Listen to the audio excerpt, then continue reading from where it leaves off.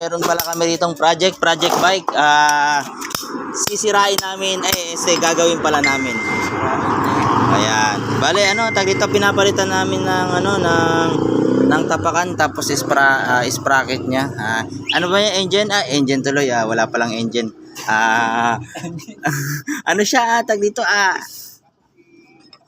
pangalan nito, mano-mano sprocket. Yan. Mano-mano sprocket. Walang to. So yan guys, bali sisirain namin, gagawin namin ito. Yan, tinatadtad pa. Yan. Yan guys, kung magpapagawa kayo ng bisikleta dito nga pala sa aming shop. Ito nga pala, B Motor Shop. Pero tumatanggap din po kami ng bisikletas. Yan. Ano po, pwedeng gawin, pwedeng sirain, pwedeng junk shop. Yan. Ayan. Bale, may kaibigan kami dito kumuha ng basura. Ayan. Marami siyang kalakal. Ayan. So yan guys, kinikis-kis niya habang kinikis-kis para gumanda habang kinikis-kis. Sana all kinikis-kis. Ayan. So yan guys, habang kinikis-kis niya, tinitis-tis niya pa rin. Yan, sa letra ng kiss-kiss. Yan. So hindi namin alam guys kung paano magagawa ba namin.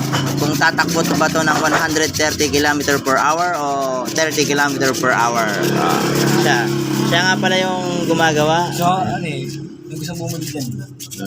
So, meron nga pala, kung gusto nyo bumili ng motorbike, ito, 100cc. 100cc. Yan. Pagka nabili ninyo, magwa 100cc kayo. Ayan. So, ito kasi guys, ito nga pala, pipinturahan pala namin to. Ayan. Pipinturahan namin to. So, pag papapangitin namin, napagagandahin namin. Yan. Kasi parang wala tong kalawang, Parang walang kalawang. So, yan guys, bali, dito, pagka natapos namin, ito na, matatapos na. Kapag natapos na, kiniskis ba? Sa letra ng kiskis, kiniskis na kiniskis, andyan pa rin. Parang ganun pa rin, walang nagbago. Ayan. Pwede na yan. Ayan. So yan guys, mamaya-maya na. Bale, maya-maya na, mabubuo na rin to. Ayan, sinisira niya. Ayan guys, kung sino man magpapagawa din ng bisikleta, ayan, sinisira niya. O diba, kinakawit niya. Oh, ang galing Ang galing ng kawit parang kumakawit ba? Ano yan, naglalak din?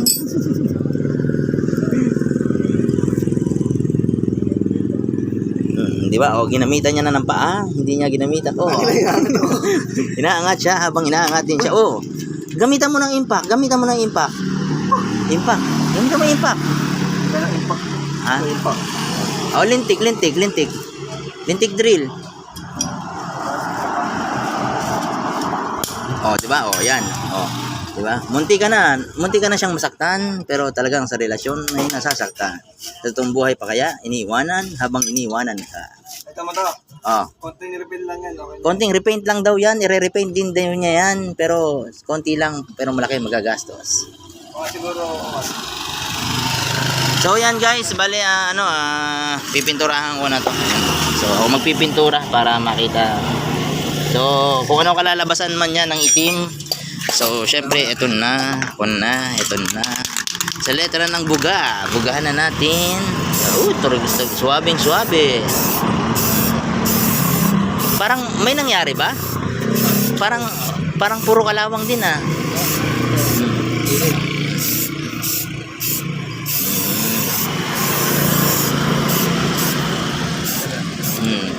Yan. So, hindi ko alam kung may nangyayari, kung nagiging kulay itim o kulay black ba.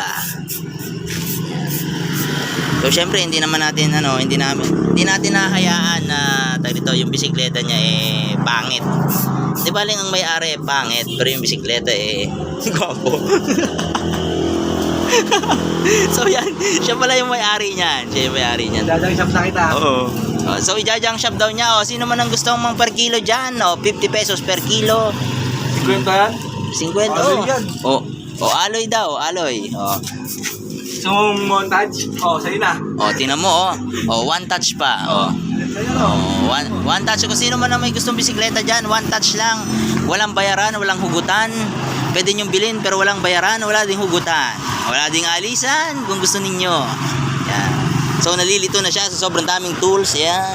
Yung tools na yan nagkalat-kalat na habang di niya naaalala kung anong ginamit niya. Aguli, oy.